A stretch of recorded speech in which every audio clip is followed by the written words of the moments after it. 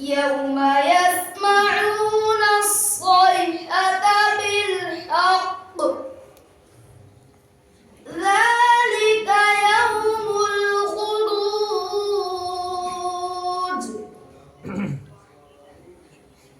إنا نحن نحيي ونميت وإلينا المصير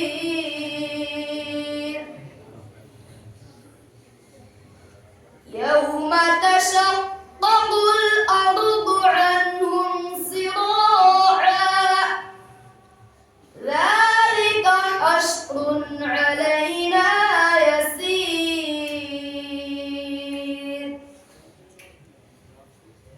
نحن أعلم بما